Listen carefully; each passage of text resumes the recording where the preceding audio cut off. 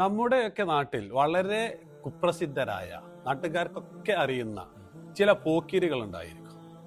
ആരെയും കൂസാത്ത, ആർക്കും ചെവി കൊടുക്കാത്ത, താന്തോന്നികളായി ജീവിക്കുന്ന ചില ആളുകൾ. ഇങ്ങനെയുള്ളവരെ കുറിക്കാനാണ് വിശുദ്ധ ഖുർആൻ ജബ്ബാർ എന്നുള്ള പദം പ്രയോഗിച്ചിട്ടുള്ളത്. നല്ല തണ്ടും തടിയും നീളവുമുള്ള, എന്നാൽ സാധാരണ ജനങ്ങൾക്കൊന്നും അത്ര എളുപ്പത്തിൽ ഈത്തപ്പഴം പറിച്ചെടുക്കാൻ കഴിയാത്ത വലിയ ഈന്തപ്പനകൾക്കാണ് ജബ്ബാർ എന്ന് ഭാഷയിൽ പ്രയോഗിക്കാറുള്ളത്.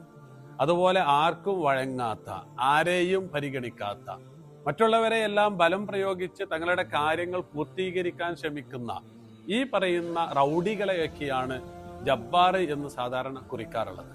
വിശുദ്ധ ഖുർആൻ മുത്തകബ്ബിർ അഥവാ അഹങ്കാരി, അതുപോലെ അനീദ് അഥവാ ധിക്കാരി, ശഖീ അഥവാ ഗതികെട്ടവൻ, ഈ വിശേഷണങ്ങളുടെയൊക്കെ കൂടെയാണ് ജബ്ബാർ എന്നുള്ള പദം പ്രയോഗിച്ചിട്ടുള്ളത്. അതുകൊണ്ട് തന്നെ ഒരു വിശ്വാസിക്ക് ഒരു നിലക്കും ഒരേ സമയം വിശ്വാസിയും ജബ്ബാറുമായി തീരുവാൻ സാധിക്കുകയില്ല എന്നുള്ളതാണ് വസ്തുത.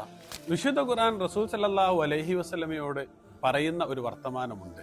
നഹ്നു അഅലമു ബിമാ യഖൂലൂൻ. സത്യനിഷേധികൾ താങ്കളെക്കുറിച്ചും ഇസ്ലാമിനെ കുറിച്ച് പറയുന്നതുമൊക്കെ നമ്മൾ കേൾക്കുന്നുണ്ട്. ഒമാ അൻത അലൈഹിം ബി ജബ്ബാർ. പക്ഷെ താങ്കൾ അവർക്ക് മേൽ ബലം പ്രയോഗിക്കുന്ന ഒരു ജബ്ബാർ അല്ല എന്ന് താങ്കൾ തിരിച്ചറിയേണ്ടതുണ്ട്. സൃഷ്ടികളാരും ജബ്ബാർ അല്ല. സൃഷ്ടികളാരും ജബ്ബാറാവാൻ ശ്രമിക്കുകയും ചെയ്യരുത്. ബലം പ്രയോഗിക്കുവാനും തോന്നിയതൊക്കെയും നടപ്പാക്കുവാനും സാക്ഷാൽ പടച്ചതമ്പുരാന് മാത്രമേ അവകാശമുള്ളൂ. അവനാണ് അൽ ജബ്ബാർ എന്ന് വിശുദ്ധ ഖുർആൻ പറഞ്ഞു വെക്കുന്നുണ്ട്.